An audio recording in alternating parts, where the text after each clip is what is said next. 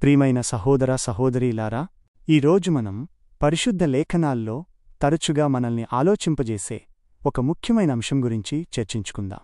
అదే దావీదు జనాభాను లెక్కించడానికి ఎవరు ప్రేరేపించారు అనే ప్రశ్న. ఒక లేఖనంలో సాతాను ప్రేరేపించాడు అని ఉండగా, మరొక లేఖనంలో యెహోవా ప్రేరేపించాడు అని ఉంది. అయితే సాతానే యెహోవా కాడు కదా, లేక బైబిలులో పరస్పర విరుద్ధాలు ఉన్నాయా అనే ప్రశ్నలు మన మదిలో మెదులుతాయి. ఈ ప్రశ్నకు సమాధానం తెలుసుకోవాలంటే ప్రేరేపణ అనే పదాన్ని బైబిలులో ఎలా ఉపయోగించారో మనం అర్థం చేసుకోవాలి. ప్రేరేపణ రెండు కోణాలు. బైబిలులో ప్రేరేపణ అనే పదాన్ని రెండు రకాలుగా వర్ణిస్తుంది. ఒకటి, మానవ క్షేమానికి విరోధమైన ప్రేరేపణ, ఇది అపవాది క్రియ. రెండు, మానవ క్షేమానికి అనుకూలమైన ప్రేరేపణ, ఇది దేవుని క్రియ. ఈ రెండు రకాల ప్రేరేపణలను అర్థం చేసుకుంటే మన సమస్య పరిష్కారమవుతుంది. అపవాది ప్రేరేపణ, మోసం మరియు గర్వం. అపవాది తన కుయుక్తితో మానవులను మోసం చేస్తాడు. ఆదికాండములో మొదటి కొన్ని అధ్యాయాలలో ఆదాము అవ్వలను సాతాను ఎలా శోధించాడో చూశాం. శోధించు అనే మాటకు హీబ్రూలో నాసా తడౌ అంటే పరీక్షించు, ప్రలోభపెట్టు అని అర్థం. గ్రీకులో పైరాజో పీరాషో అంటే శోధించు, పరీక్షించు అని అర్థం. సాతాను తన కుయుక్తితో మానవ క్షేమంగా కనిపించే విధంగా, కాని నిజానికి మానవ క్షేమానికి విరోధంగా మనిషిని ప్రేరేపిస్తాడు. కొరింథీయులకు వ్రాసిన 2వ పత్రికలో దీని గురించి వివరించబడింది. అతని లక్ష్యం మానవ మనస్సును చెరిపేయడం.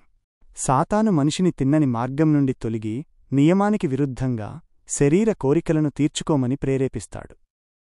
మత్తయి సువార్తలో యేసు శోధనల గురించి చదువుతాం. అతని ప్రేరేపణలో ఒక భాగం మనిషిని ఉబ్బించడం, నీవు మొనగాడివైతే అది చెయ్, ఇది చెయ్ అని పురికొల్పడం. దీనివల్ల దేవుని ప్రజలకు కీడు కలగాలనే సాతాను కోరిక. మానవ సహజ స్వభావానికి విరుద్ధంగా అపవాది చేసే ప్రేరేపణను శోధన అని అంటారు. అతని శోధనలన్నిటినీ శరీరాశ, నేత్రాశ, జీవపుడంబం అనే 3 రకాలుగా యోహాను మొదటి పత్రికలో వర్ణించబడింది.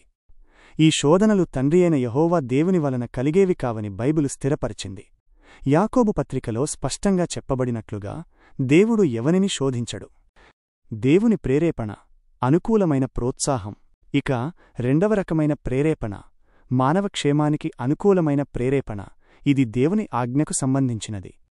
దేవుని అనుగ్రహం మారుమనస్సు పొందుటకు మనిషిని ప్రేరేపిస్తుంది. రోమీయులకు వ్రాసిన పత్రికలో ఈ విషయాన్ని మనం గమనించవచ్చు.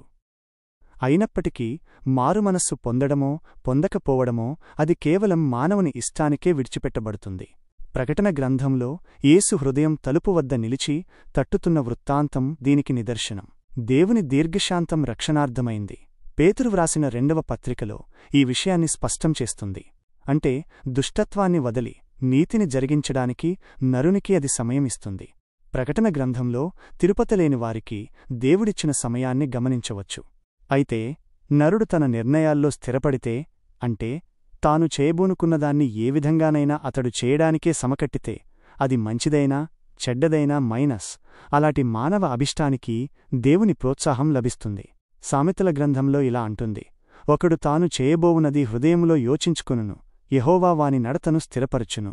ఇలాంటి పరిస్థితినే యెహోవా ప్రేరేపించెను అని బైబిల్ అంటుంది.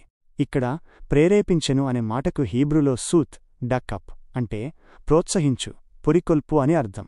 ఇది దేవుడు ఏదైనా నేరుగా చేయమని ఆదేశించాడని కాదు, కాని ఒక వ్యక్తి తన స్వంత కోరికతో ఒక నిర్ణయం తీసుకున్నప్పుడు ఆ నిర్ణయం నెరవేరడానికి దేవుడు అనుమతిస్తాడు, లేదా దానికి అనుకూలమైన పరిస్థితులు కల్పిస్తాడు అని అర్థం.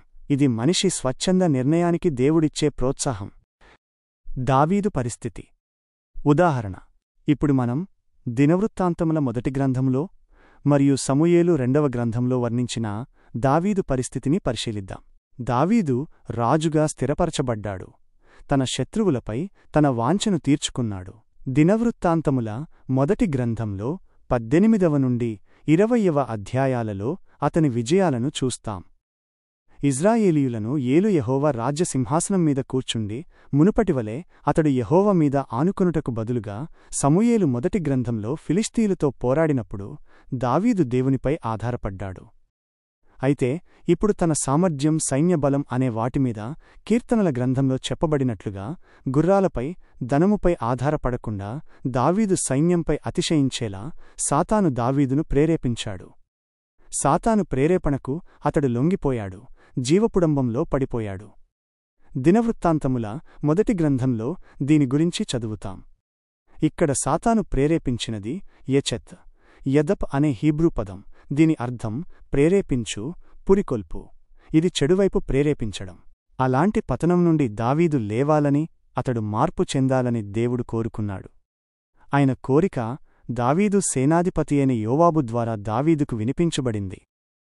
యోవాబు దావీదుతో ఇలా అన్నాడు: రాజా, నా ఏలినవాడా, యెహోవా తన జనులను ఇప్పుడున్న వారికంటే నూరంతలు మందిని ఎక్కువ చేయునుగాక.